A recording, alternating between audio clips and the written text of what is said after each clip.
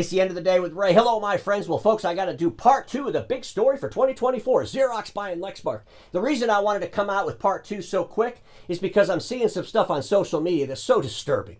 I mean, seriously with this. I saw a consultant take a copy and pasted press release, share it on social media, put the word wow above it, tag a whole bunch of people. That was his intellect on the story, saying something like, there's a meeting coming up and Xerox is going to be there and they're going to tell us more about it. No, Xerox is not going to say anything more about this story than they've already shared in the press release. No Lexmark executives are going to share any more about this story other than what they shared in the press release. Because the deal's not done. They can't be out there saying things that aren't done yet. They're OEMs. It's up to the consultants. It's up to the media. It's up to the analysts to start these conversations, to drive these conversations. Why are we waiting around for the OEMs to give us permission to say things? It's absurdity. It's craziness. Because they're not going to say anything. And ladies and gentlemen, I got a slide here I want to share with you. It's a line with the word boldness. Above it, it says, during disruption, a company's boldness is measured. When your industry is going through disruption, all the companies within that industry are being disrupted. If you're an analyst, you're being disrupted and your boldness is being measured. If you're an OEM, if you're a dealer, your boldness is being measured. And ladies and gentlemen, how are you measuring up? How's that boldness metric measuring for you? Because I think a lot of folks, well, they're measuring their passiveness. And they're getting more passive. Let's sit on the sidelines just a little longer. Let's wait. Oh, don't say anything about that. That's going to get somebody upset. Oh, don't tell. I can't believe somebody's out there saying that Fuji makes the Caton machine. Don't be saying that. Don't ask anybody on stage that works for Fuji if they're making the Caton machine. What in the hell is wrong with our industry? Where is our boldness? Ladies and gentlemen, I got to tell you, the next manufacturing move is critical. Let's talk about boldness with the players on the board. Before COVID, there was a company called Xerox that showed some boldness when they went and said they want to buy HP. Do y'all remember that? I was so excited about that because that's something I predicted 2 years earlier. And I was excited about it. Coming together, Xerox and HP, I imagined so many wonderful things that could bring to bear. Do y'all remember when that was happening? Do you remember the weakness over at HP? Because that's why it didn't happen. The leaders at HP were weak, they were insecure of their place in the future, and as far as I'm concerned, they sabotaged that deal. They didn't want it to happen because they were insecure of their place in the future. Do you remember the president of Canon publishing a letter saying, if Xerox buys HP, that is going to be terrible for the relationship that Canon has with HP. Like they're going to walk away. I did an episode on that. I said that's the stupidest thing I ever heard in our industry, and to this day it still is. It's the absolute stupidest thing I ever heard. We're going to sever the relationship. Could you imagine if Xerox and HP would have came together pre-COVID where they would be today? That would be the largest footprint of delivering print equipment and compute products in the world. Think about what would have happened since then. The acquisitions that could have took place since then. Instead of HP running around spending $15 billion buying back their own shares. Could you imagine where we would be today if Xerox and HP came together? Canon, could you imagine what you'd be doing today if Xerox and HP came together and you weren't so, well, ridiculous in your thinking? You'd be manufacturing print equipment for the biggest footprint delivering print equipment in the world. You would have kicked Fujifilm out of that Xerox bus a long damn time ago. But you didn't do it. You weren't bold. And here we are again. Xerox getting bold. We're going to go and buy Lexmark. Ladies and gentlemen, there's a lot of things that are going to happen in our industry. We all could pretty much assume that Konica Minolta is probably going to go away, right? I've been talking about that for a while. I also say that Fujifilm is probably going to get them.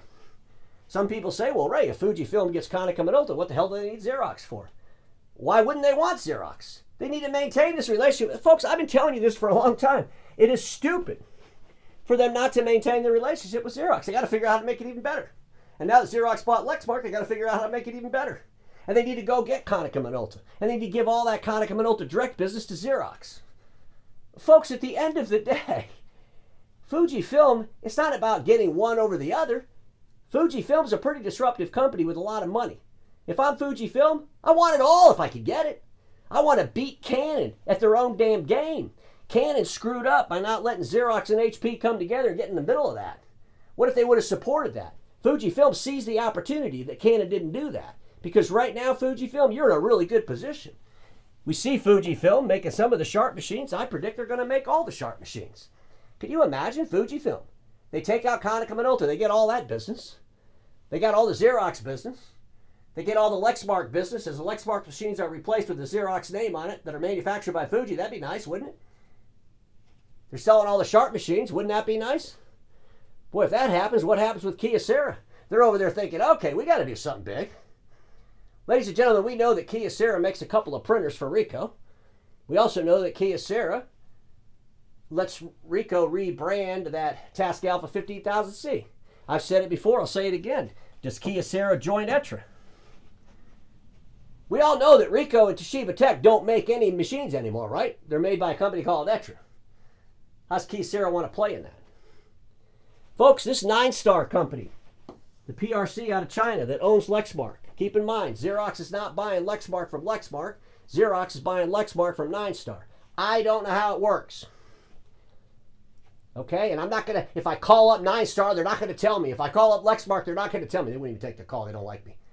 If I call up Xerox, they're not going to tell me. They can't tell me anything.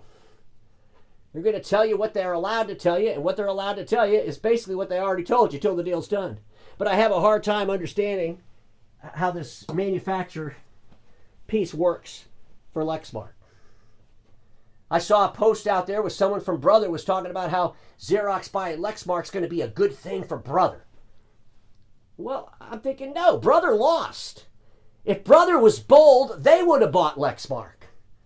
Ladies and gentlemen, it's like everybody wants to dig on Xerox. I see a lot of people digging on Xerox, and I'll agree, I like Xerox. That's the bottom line, I like them. But at the end of the day, what in the world? If Brother was bold, they would have bought Lexmark. If Brother was bold, they would have tried to buy HB. The bottom line is, Xerox is the largest dealer in the world that sells print equipment to end users. Print equipment to end users is a dying business. And those that don't admit it are nuts. It's a dying business. It's slowly evaporating right in front of everybody's eyes. Volumes are down dramatically. End users are leaving documents behind glass more than ever. The industry has to have consolidation. The industry has to have manufacturing consolidation. OEMs have to go away. There's going to be a lot of play.